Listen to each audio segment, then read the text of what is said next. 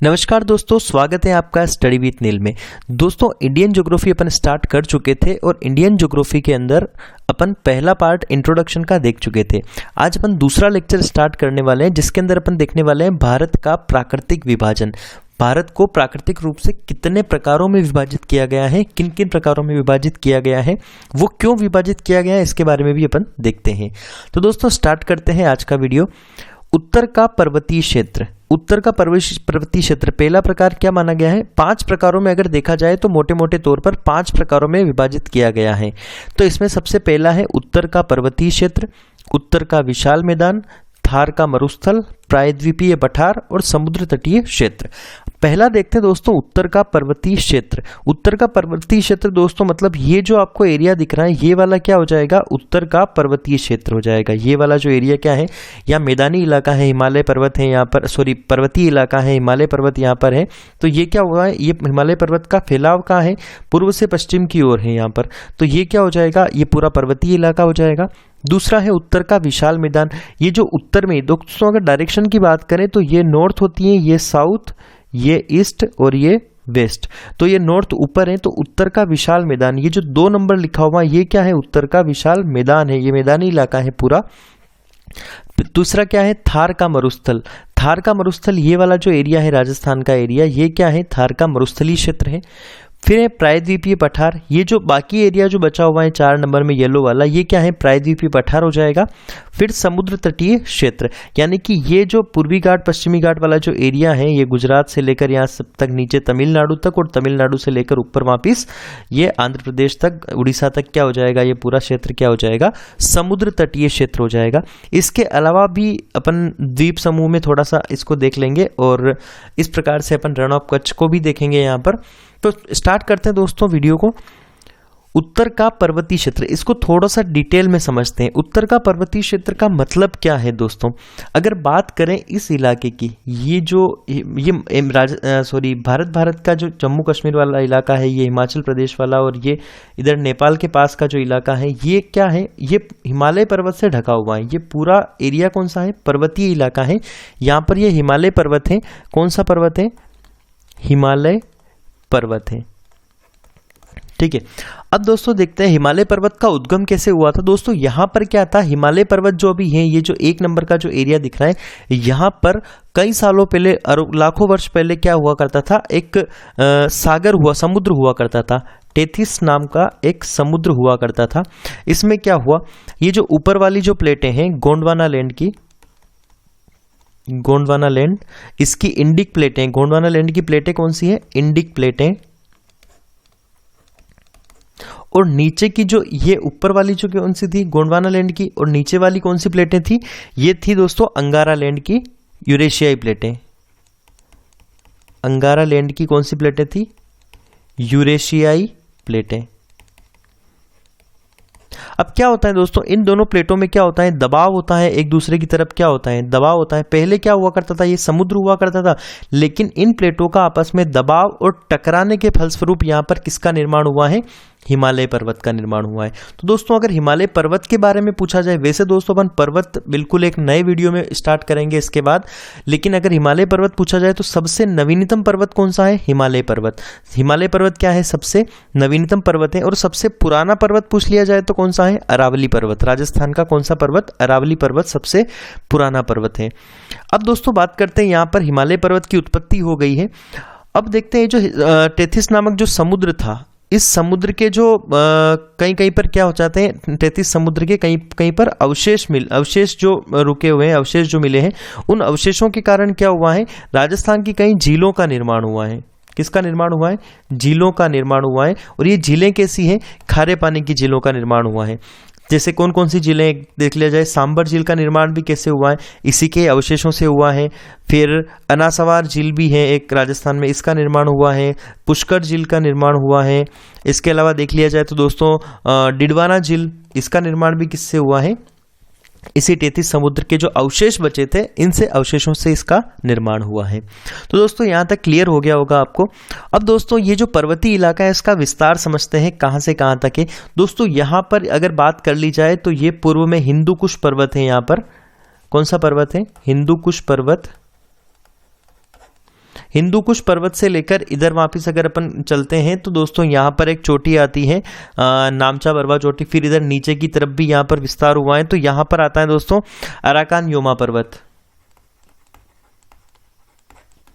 Arakan Yoma पर्वत। तो इसका विस्तार कहां से कहां तक है? हिंदू कुश पर्वत मतलब पश्चिम में यहां से हिंदू कुश पर्वत से लेकर यहां पर भारत की म्यांमार सीमा, यहां पर जो म्यांमार सीमा है यहां तक कौन सा है? अराकान योमा तक हिमालय का विस्तार हुआ है। तो ये जो इलाका है दोस्तों ये पूरा हिमालयन इलाका है, पर्वतीय इलाका है, इस कारण इसे प्राकृतिक रूप से उत्तर का पर्वतीय क्षेत्र बोला गया है। क्या बोला गया है इसको? उत्तर का पर्वतीय क्षेत्र बोला गया है। दोस्तों हिमालय पर्वत को अपन जो भी उसके ट्रांस हिमालय, लघु हिमालय, शिवालिक हिमालय, ये सारे हिमालय अपन अलग से हिमालय वाले जो पर्वत वाला जो टॉपिक पढ़ेंगे उसके अंदर पूरा अपन डिटेल से पढ़ेंगे। तो अभी आपको दोस्तों क्लियर हो गया होगा कि उत्तर का पर्वतीय क्षेत्र मतलब क्यों इसको कहा गया है, क्योंकि ये इलाका कौन सा है? पर्वतीय इलाका है। ये यहाँ पर देखा जाए तो पश्चिम में इस हिंदू कुश पर्वत से स्टार्ट होते हुए ये कहाँ तक जाता है? ये म्यांमार सीमा तक अराकान योमा पर्वत तक चला जाता है इसका विस्तार। अगला देखते हैं दोस्तों दूसरा, उत्तर का विशाल मैदान। अब उत्तर का विशाल मैदान मतलब आपको ये दिख रहा है, ये जो इलाका है ये क्या है? ये उत्तरी इलाका है। अगर भारत को, अगर ये जो विंध्याचल पर्वत श्रेणी है भारत को क्या करती है? दो भागों में डिवाइड करती है, ऊपर उत्तरी इलाका और नीचे दक्षिणी इलाका। तो ये जो इलाका है ये उत्तर का क्या हो जाएगा? ये विशाल मैदान, ये मैदानी इलाका हो जाएगा। अगर इसकी बात करें तो दोस्तों मैदानी इलाके की क्या है? यहाँ की विश्व में सबसे उपजाऊ एवं विशाल मैदान है ये जो मैदान है ये क्या है? उपजाऊ एवं क्या है? ये विशाल मैदान है। ठीक है, यहाँ की भूमि क्या है? उपजाऊ भूमि है। क्यों है? क्योंकि यहाँ पर देखो जैसा यहाँ पर है कि ये ब्रह्मपुत्र नदी, सिंधु नदी और गंगा नदी, ब्रह्मपुत्र, सिंधु और गंगा नदी के सिल्ट से इसका निर्माण होता है। सिंधु, ब्रह्मपुत्र और गंगा नदी के सिल्ट से क्या होता है? इस मैदान का निर्माण होता है। इस कारण यहाँ का एरिया कैसा है? उपजाऊ भूमि है यहाँ पर। क्लियर है? इस क्षेत्र को अगर देखा जाए दोस्तों तो अपन 4 भागों में विभाजित करके इसको पढ़ सकते हैं। अब वो 4 भाग कौन कौन से हैं? पहला भाग हो जाएगा दोस्तों भाबर, अपन एक एक करके समझेंगे इनको। दूसरा हो जाएगा तराई, तीसरा हो जाएगा बांगर और चौथा क्या हो जाएगा? खादर। तो इन 4 भागों में अपन डिवाइड करके अगर इसको देखते हैं तो दोस्तों क्या होता है इसके अंदर अपन समझते हैं इसको थोड़ा सा। अगर भाबर वाले क्षेत्र की बात करें तो भाबर वाला क्षेत्र क्या होता है दोस्तों? जो पर्वत वाला क्षेत्र, जो नदियों द्वारा लाए गए कंकड़ पत्थर होते हैं, नदियों के द्वारा लाए गए जो कंकड़ पत्थर होते हैं इनके द्वारा इसका निर्माण होता है। यहाँ पर अगर ये क्षेत्र की बात करें दोस्तों तो यहाँ पर ये कंकड़ पत्थर द्वारा नदियों का जो क्षेत्र होता है, ये कंकड़ पत्थर जो नदियों का बहा कर लाते हैं इनसे इसका निर्माण होता है। इसकी चौड़ाई क्या होती है? लगभग आधे किलोमीटर से लेकर दोस्तों कितनी होती है? 1 किलोमीटर तक इसकी चौड़ाई होती है। ये हो जाएगा भाबर वाला क्षेत्र। दूसरा बात करें दोस्तों अगर तराई वाला क्षेत्र, तो जैसे भाबर के आगे वाला जो क्षेत्र हो जाएगा ये क्या हो जाएगा दोस्तों? ये तराई वाला क्षेत्र हो जाएगा। भाबर के आगे वाला क्षेत्र क्या हो जाएगा? ये तराई वाला क्षेत्र हो जाएगा। अब इसकी चौड़ाई कितनी होती है? तराई वाला क्षेत्र थोड़ा ज़्यादा चौड़ा होता है, इसकी चौड़ाई होती है दोस्तों 50 किलोमीटर तक इसकी क्या होती है? चौड़ाई होती है। ये क्या होता है?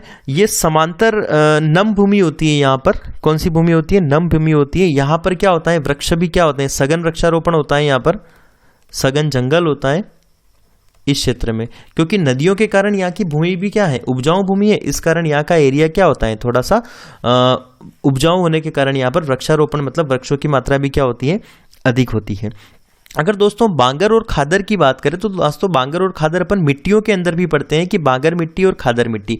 जो नवीनतम मिट्टी होती है वो कौन सी होती है? खादर मिट्टी। नवीनतम मतलब जैसे नदियों का जल प्रवाह होता है उनके जो ये किनारों के आसपास जो मिट्टी होती है, जो उपजाऊ मिट्टी होती है, इसको क्या बोलते हैं? खादर बोलते हैं। और ये खादर मिट्टी जब नई मिट्टी यहाँ पर आ जाती है और ये थोड़ी दूर चली जाती है, इसका बेसिन जो है नदियों का दूर चला जाता है, तो इसे क्या बोलते हैं? बांगर मिट्टी। तो पुरानी कौन सी हो जाएगी? बांगर हो जाएगी और नवीनतम कौन सा हो जाएगा? खादर हो जाएगा। जो ये जो तराई है, तराई से आगे का जो भाग है दोस्तों, तराई से आगे का भाग, ये जो तराई के आगे आगे का भाग जो होता है ये भाग क्या हो जाएगा? बांगर हो जाएगा। ठीक है, और इसका निर्माण कैसे होगा अभी बताया कि नदियों द्वारा जो सिल्ट लाई जाती है, नदियों के द्वारा जो सिल्ट लाई जाती है, बहाकर जो सिल्ट लाई जाती है, इससे इनका निर्माण होता है। और बांगर का निर्माण हमेशा चालू ही रहता है। जैसे जो खादर बनता है, ये खादर धीरे धीरे पुराना होकर क्या बन जाता है, बांगर बनता रहता है। तो बांगर का निर्माण क्या होता है, हमेशा ही चालू रहता है। और खादर की बात करी जाए तो बांगर से जो सबसे निचला हिस्सा जो रहता है, बांगर से भी जो निचला हिस्सा रहता है वो क्या हो जाएगा, खादर हो जाएगा। बांगर से निचला हिस्सा क्या हो जाएगा दोस्तों, खादर हो जाएगा। और ये जो खादर वाला एरिया है ये बिहार, बंगाल, और ये वाला एरिया क्या होता है, खादर वाला एरिया हो जाता है। तो दोस्तों आपको उत्तर का विशाल मैदान समझ में आया होगा। इसको 4 भागों में डिवाइड करके पढ़ा अपन ने, भाबर, तराई, बांगर और खादर। भाबर मतलब जो नदियों के द्वारा बहाकर लाए गए, सॉरी, पर्वत और चट्टानों से टूटकर जो छोटे छोटे कंकड़ पत्थरों से जो निर्माण होता है वो क्या होता है, भाबर वाला एरिया। तराई वाला एरिया क्या होता है, ये उपजाऊ वाला एरिया होता है, सघन वृक्षारोपण वाला एरिया होता है। और बांगर वाला एरिया क्या होता है, नदियों के द्वारा बहाकर लाई गई सिल्ट से निर्मित होता है। और बांगर एरिया क्या, खादर एरिया पुराना होने के बाद क्या बन जाता है, बांगर एरिया। बांगर एरिया का निर्माण क्या है, हमेशा चालू रहता है, ये निर्माणाधीन ही रहता है। तो दोस्तों ये आपको समझ में आया होगा। उत्तर के विशाल मैदान में मुख्य रूप से 3 नदियों का जो बहाव रहता है, उनकी सिल्ट से इस मैदान का निर्माण होता है। यहाँ की भूमि क्या होती है, उपजाऊ होती है। कौन कौन सी नदियां हैं, तो सिंधु नदी, ब्रह्मपुत्र नदी, और कौन सी नदी हो जाएगी, गंगा नदी। तो यहां तक आपको उत्तर का विशाल मैदान क्लियर हो गया होगा। अगला देखते हैं दोस्तों, थार का मरुस्थल। कौन सा है, थार का मरुस्थल। दोस्तों अगर इस क्षेत्र की बात करी जाए तो थार के मरुस्थल में ये वाला जो क्षेत्र है, राजस्थान वाला जो ये एरिया है, ये कौन सा है, ये मरुस्थली एरिया है पूरा। ये कौन सा एरिया है, मरुस्थली एरिया होता है। जो राजस्थान का अगर देख लिया जाए तो मारवाड़ वाला इलाका, राजस्थान का ये जो मारवाड़ वाला इलाका है, ये क्या है, ये मरुस्थलीय क्षेत्र होता है पूरा। यहाँ पर क्या है, औसत वार्षिक वर्षा भी बहुत कम होती है। औसत वार्षिक वर्षा क्या होती है, यहाँ पर बहुत कम होती है, लगभग 10 सेंटीमीटर के आसपास यहाँ पर क्या होती है, औसत वार्षिक वर्षा होती है। इस कारण ये क्षेत्र किस टाइप का हो जाता है दोस्तों, सूखा वाला क्षेत्र हो जाता है। कौन सा क्षेत्र हो जाता है, ये वार्षिक वर्षा कम होने के कारण यहाँ पर यहाँ का क्षेत्र क्या हो जाता है, सूखा हो जाता है। हालांकि यहाँ पर कुछ सिंचाई परियोजनाएं क्रियान्वित की गई है, जैसे इंदिरा गांधी नहर, इस टाइप की कुछ योजनाएं हैं, सिंचाई और नहरी योजनाएं हैं, जिसके कारण यहाँ पर क्या है, धीरे धीरे इस क्षेत्र का विकास हो रहा है, इनमें बदलाव महसूस हो रहा है। यहाँ पर जोहर और खेजड़ी के वृक्षों का वृक्षारोपण, एवं यहाँ की जो भूमि है ये खेजड़ी जैसे वृक्षों के लिए, जो कांटेदार वृक्ष होते हैं उनके लिए थोड़ी सी अनुकूल है। तो इस कारण यहाँ पर धीरे धीरे इस नहरों का विकास होने से इस क्षेत्रों में क्या है, धीरे धीरे अब बदलाव होना चालू हो गए। इस परिदृश्य में क्या होता है, बदलाव होने लग गया है यहाँ पर। तो क्लियर, ये जो थार का मरुस्थल, ये पूरा रेतीला इलाका होता है, रेतीला इलाका होता है। ये राजस्थान का जो इलाका है पूरा रेतीला इलाका होता है। यहाँ पर क्या होती है, औसत वार्षिक वर्षा भी कम होती है। वर्षा कम होने के कारण यहाँ का क्षेत्र कैसा हो जाता है, सूखा क्षेत्र है यहाँ पर। तो इसे अलग से डिवाइड कर दिया गया है थार के मरुस्थल को। आगे देखते हैं अगला दोस्तों, प्रायद्वीपीय पठार। अगर प्रायद्वीपीय पठार की बात करी जाए तो ये एरिया क्या है, सबसे सर्वाधिक है। ये प्रायद्वीपीय पठार वाला येलो वाला जो एरिया आपको दिख रहा है, ये वाला एरिया क्या है, सर्वाधिक है, जिसे प्रायद्वीपीय पठार कहते हैं। ये पठार क्या होते हैं दोस्तों, विशाल पठार है। ये इसका आकार क्या है, बहुत बड़ा है, इस कारण इसे विशाल पठार कहते हैं। ये विश्व का सबसे प्राचीनतम भूखंड है। विश्व की अगर बात करी जाए तो ये सबसे प्राचीनतम भूखंड है। और इसे क्या कहा जाता है, गोंडवाना लैंड भी इसे कहा जाता है। गोंडवाना लैंड भी इसे क्या कहा जाता है, गोंडवाना लैंड भी इसको कहा जाता है। इस क्षेत्र में दोस्तों क्या है, बहुत सारे पर्वतों का भी विस्तार हुआ है। जैसे अरावली पर्वत जो विश्व का सबसे प्राचीनतम पर्वत है, अरावली पर्वत का भी इसमें क्या है, विस्तार है। इसके अलावा यहाँ पर सतपुड़ा पर्वत है। सतपुड़ा पर्वत के अलावा यहाँ पर ये जो छोटा नागपुर का पठार है, छोटा नागपुर का पठार है, इस टाइप से क्या है यहाँ पर आदि इसके ये है। अब दोस्तों ये क्या है, ये एरिया खनिज संपन्न भी एरिया है। पूरा एरिया क्या है, खनिज संपन्न एरिया। छोटा नागपुर के पठार को क्या कहा जाता है, खनिज की उपलब्धता अधिक होने के कारण इसे क्या कहा जाता है, भारत का रूर कहा जाता है। क्या कहा जाता है, भारत का रूर। खनिज की उपलब्धता के कारण इसे क्या कहा जाता है, भारत का रूर। इसके अलावा दोस्तों कर्नाटक वाले क्षेत्र की अगर बात करी जाए तो यहाँ पर भी एक धारवाड़ का पठार है, धारवाड़ का पठार है। इस धारवाड़ के पठार में भी क्या है दोस्तों, बाबा बुदन की पहाड़ी अगर आपने सुना हो तो ये भी क्या है, बाबा बुदन की पहाड़ी भी बाबा बुदन की पहाड़ी भी क्या है यहाँ पर, ये इसी खनिज वाले क्षेत्र से क्या है, भरपूर है। तो इस कारण यहाँ पर क्या है, इस पठार के अंदर खनिज वाला एरिया क्या है, सर्वाधिक है। खनिज वाला एरिया सर्वाधिक है दोस्तों, और साथ ही यहाँ पर क्या है, जो दक्कन का पठार है महाराष्ट्र में, इधर महाराष्ट्र वाले इलाके की बात करी जाए तो दोस्तों यहाँ पर दक्कन का पठार है महाराष्ट्र में, ठीक है। जो एरिया क्या है, काली मिट्टी का एरिया है। वैसे तो दोस्तों इस क्षेत्र में सर्वाधिक मात्रा में काली मिट्टी पाई जाती है, लेकिन यहाँ पर दक्कन के पठार में क्या है, दक्कन के पठार में काली मिट्टी वाला क्षेत्र है। काली मिट्टी वाला क्षेत्र होने के कारण यहाँ पर क्या होती है, यहाँ पर जो फसलें हैं वो प्रमुख रूप से फसलें कौन कौन सी हो जाती हैं, यहाँ पर गेहूँ, गन्ना और इस टाइप की फसलें क्या होती हैं, यहाँ पर प्रचुर मात्रा में उत्पन्न होती है। अगला देखते हैं दोस्तों, समुद्र तटीय क्षेत्र। अगर समुद्र तटीय क्षेत्र की बात करते हैं दोस्तों, तो समुद्र तटीय क्षेत्र ये जो आपको ग्रीन कलर से, गहरे ग्रीन कलर से हरे कलर से जो दिखा रखा है, ये क्या है, ये समुद्र तटीय क्षेत्र हो जाता है, ठीक है। अब दोस्तों इस समुद्र तटीय क्षेत्र को दो भागों में विभाजित करके पढ़ा जाता है। जैसे दो भागों में कौन कौन सा, ये दोस्तों अगर डिवाइड कर लिया जाए इसको, तो यहां से लेकर ये वाला जो इलाका है, इस इलाके को क्या बोला जाएगा, ये पश्चिमी घाट बोला जाता है। क्या बोला जाता है इसको, पश्चिमी घाट। और ये जो बाकी बचा हुआ इधर का क्षेत्र है, इसे क्या बोला जाता है, पूर्वी घाट। ये पूर्व की तरफ होने के कारण इसे पूर्वी घाट बोला जाता है। दोस्तों यहां पर समझा जाए तो ये यहां पर क्या है, ये पूरा समुद्र है, ये हिंद महासागर है यहां पर, ठीक है। तो ये जो समुद्री इलाका होने के कारण इधर बंगाल की खाड़ी हो जाएगी, इधर अरब सागर हो जाएगा, इधर हिंद महासागर हो जाएगा। तो इसके कारण यहां पर क्या होता है दोस्तों, ये समुद्र के जो तट वाला क्षेत्र है, इसे क्या, इसे समुद्र तटीय क्षेत्र में डिवाइड किया गया है। और अपन ने इसे सुविधा की दृष्टि से दो भागों में, पश्चिमी घाट और पूर्वी घाट में इसको डिवाइड किया है। अब दोस्तों अगर पश्चिमी घाट की बात करते हैं, पश्चिमी घाट की दोस्तों अगर बात करते हैं अपन, तो थोड़ा सा साइज इसका कम कर देते हैं अपन। पश्चिमी घाट के अंदर दोस्तों क्या पढ़ेंगे अपन, जैसे यहां पर जो ताप्ती नदी का जो मुहाना है, ये ताप्ती नदी के मुहाने से लेकर यहां पर दक्षिण में कन्याकुमारी तक के जो क्षेत्र है, इसे क्या बोला जाता है, सह्याद्री बोला जाता है। ये जो ताप्ती नदी के मुहाने से लेकर कन्याकुमारी तक का क्षेत्र, कन्याकुमारी तक का क्षेत्र क्या बोला जाता है, सह्याद्री बोला जाता है। अब दोस्तों इस सह्याद्री में क्या होता है, यहां पर सह्याद्री को दो भागों में डिवाइड कर लिया जाता है। यहां पर एक क्षेत्र और ये नीचे वाला क्षेत्र, इसको उत्तरी सह्याद्री बोल दिया जाएगा। क्या बोल दिया जाएगा, एक क्षेत्र को उत्तरी सह्याद्री, और बचा हुआ क्षेत्र क्या हो जाएगा, दक्षिण वाला क्षेत्र क्या हो जाएगा, दक्षिणी सह्याद्री। अब दक्षिणी सह्याद्री इन दोनों को अलग कौन करती है, तो इन दोनों को अलग करने के लिए एक 16 डिग्री उत्तरी अक्षांश जो रेखा है, 16 डिग्री उत्तरी अक्षांश रेखा क्या करती है, इन दोनों को अलग करती है। उत्तरी सह्याद्री और दक्षिणी सह्याद्री को क्या करती है, 16 डिग्री अक्षांश रेखा अलग करती है। क्लियर है। अब दोस्तों यहां पर पूछ लिया जाए कि उत्तरी सह्याद्री की सबसे ऊंची चोटी कौन सी है, तो यहां की सबसे ऊंची चोटी है कालसूबाई। क्या है, कालसूबाई। और दक्षिणी सह्याद्री की सबसे ऊंची चोटी कौन सी है, कुंद्रेमुख।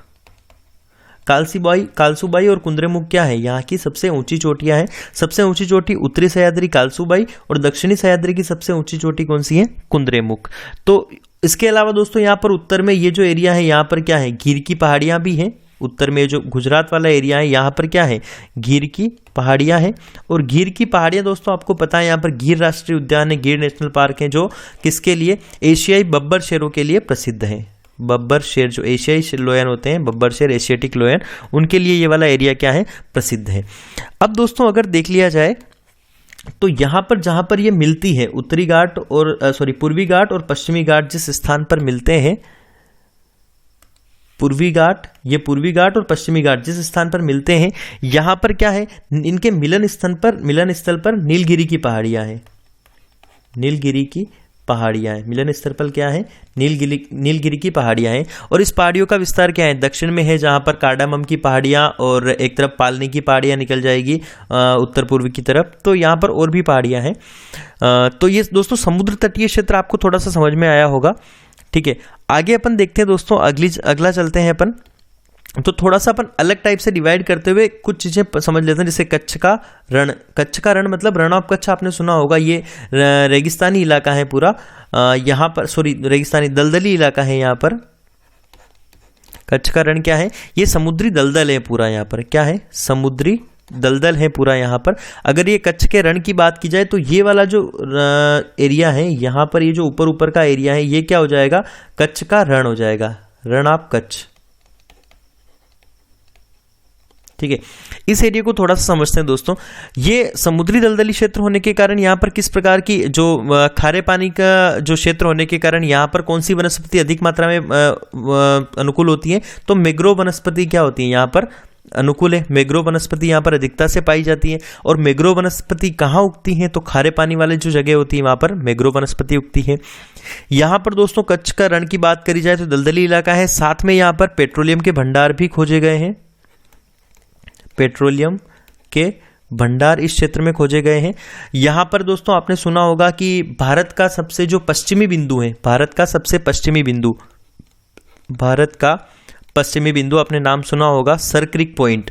कौन सा है, सर क्रिक पॉइंट। ये भी कहाँ पर, ये क्षेत्र भी यहीं पर है। इसके अलावा सर क्रिक के साथ साथ कोरी क्रिक ये भी यहीं पर है। तो ये कुछ क्षेत्र है यहाँ पर। और दोस्तों कच्छ का रण आपको अगर याद हो तो सन 2008 के आसपास इसे क्या किया गया है, बायोस्फीयर रिजर्व घोषित किया गया है, जैवमंडल आरक्षित बायोस्फीयर रिजर्व एरिया घोषित किया गया है। इसको 2008 में इसको घोषित किया गया था। दोस्तों अगर बायोस्फीयर रिजर्व की बात की जाए तो यहाँ पर भारत में कुल कितने क्षेत्र ऐसे हैं, कुल 18 क्षेत्र जो भारत में हैं उनको बायोस्फीयर रिजर्व घोषित किया गया है। जैसे आपने सुना होगा नीलगिरी की पहाड़ियाँ भी क्या है, जो नीलगिरी की पहाड़ियाँ जो दक्षिण में तमिलनाडु के आसपास है, ये भी क्या है, बायोस्फीयर रिजर्व क्षेत्र के अंदर है। नंदा देवी भी क्या है, बायोस्फीयर रिजर्व है। सुंदरवन बायोस्फीयर है, मानस बायोस्फीयर है। एमपी के अंदर 3 क्षेत्र पचमढ़ी है, अचानक मार जो अमरकंटक वाला है वो भी क्या है, बायोस्फीयर रिजर्व है। लेकिन सबसे नवीनतम पूछ लिया जाए, नवीनतम बायोस्फीयर रिजर्व कौन सा है, नवीनतम कौन सा है दोस्तों, नवीनतम हो जाएगा आपके पास पन्ना वाला। पन्ना वाला बायोस्फीयर रिजर्व क्या है, नवीनतम है। इसे 2011 में बायोस्फीयर रिजर्व घोषित किया गया है। सबसे पहला पूछ लिया जाए तो सबसे पहला दोस्तों जो नीलगिरी की पहाड़ियां हैं, नीलगिरी वाला जो एरिया है, इससे ये वाला एरिया क्या है, सबसे पुराना है। इसे 1986 में सबसे पहले बायोस्फीयर रिजर्व घोषित किया गया था। ठीक है, यहाँ पर दोस्तों एक नदी बहती है, लूनी नदी, जो कच्छ के रण तक आती है। यहाँ से लूनी नदी बेती बेती कहाँ आती है, कच्छ के रण में आती है। नाम सुना होगा लूनी नदी। ये नदी क्या होती है दोस्तों, यहाँ पर समुद्र में ना गिरते हुए ये जो दलदली एरिया है यहीं पर जाकर क्या होती है, इसी में ही विलीन हो जाती है, यहीं पर जाकर क्या होती हैं, ये खत्म हो जाती हैं। तो ऐसी नदियाँ जो कहीं समुद्र में नहीं गिरती हैं या फिर किसी नदियों में नहीं मिलती हैं और भूमिगत वाले क्षेत्र में, भूमि में ही क्या हो जाती हैं, विलीन हो जाती हैं, तो इन नदियों को कहा जाता है रिवर ऑफ इफेरमल, रिवर ऑफ इफेरमल। क्या कहा जाता है, रिवर ऑफ इफेरमल। ये क्या होती है, दलदली एरिया में क्या होती है, लूनी नदी गायब हो जाती है। अगला देखते हैं दोस्तों, उत्तर पूर्वी भारत। उत्तर पूर्वी भारत की बात करी जाए तो दोस्तों ये जो इलाका है उत्तर पूर्वी भारत का, जो उत्तर पूर्वी इलाका है ये क्या है, इसे अपन अलग से थोड़ा सा समझ लेते हैं उत्तर पूर्वी भारत को। यहाँ पर दोस्तों कुल कितने राज्य हैं, ये उत्तर पूर्वी भारत किन राज्यों से मिलकर बना है, जो 7 राज्य, 7 सिस्टर्स वाले 7 राज्य हैं, अपन अलग से पढ़ेंगे 7 सिस्टर्स को। तो 7 सिस्टर्स वाले जो 7 राज्य हैं प्लस यहाँ का जो एरिया है, ये सिक्किम वाला एरिया प्लस सिक्किम राज्य, इनको मिलाकर क्या अपन अलग से पढ़ रहे हैं, उत्तर पूर्वी भारत। ठीक है, ये दोस्तों ये एरिया क्या है, ये जैसा कि अपन ने पहले नंबर पे पढ़ा था कि हिमालय वाले से आच्छादित है, हिमालय तथा यहाँ पर क्या है, घने जंगलों से ये आच्छादित है। हिमालय प्लस घने जंगलों से ये एरिया क्या है, आच्छादित है।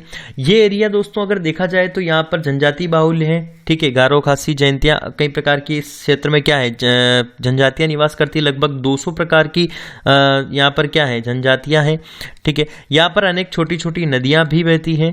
और दोस्तों अगर इस उत्तर पूर्वी भारत की बात की जाए तो यहाँ से अगर गुवाहाटी वाले क्षेत्र से अगर देखा जाए तो गुवाहाटी वाले क्षेत्र से यहाँ पर NH31 आता है।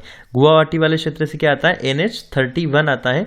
ये उत्तर प्रदेश तक आता है बिहार से होते हुए। तो ये क्या करता है, इस उत्तर पूर्वी भारत को शेष भारत से जोड़ने का काम करता है। ये आपको ध्यान रखना है, कौन सा राष्ट्रीय उद्यान, कौन सा नेशनल हाईवे है, NH31 है। ये क्या करता है, ये उत्तर प्रदेश से शुरू होकर कहा जाता है गुवाहाटी असम तक जाता है, गुवाहाटी आसाम तक जाता है। तो ये क्या करता है, भारत को इन पूर्वी भारत से जोड़ने, शेष भारत को पूर्वी भारत से जोड़ने का काम इसने बखूबी किया है। ठीक ठीक है दोस्तों, आपको ये वीडियो अगर अच्छा लगा हो तो वीडियो को लाइक करिए, चैनल को सब्सक्राइब करिए और अपने दोस्तों के साथ इस वीडियो को शेयर करिए। इसी प्रकार दोस्तों इंडियन ज्योग्राफी के अंदर बहुत सारे अपन पूरी डिटेल स्टडी और फटाफट स्टडी अपन लेके आएंगे। तो तब तक के लिए धन्यवाद।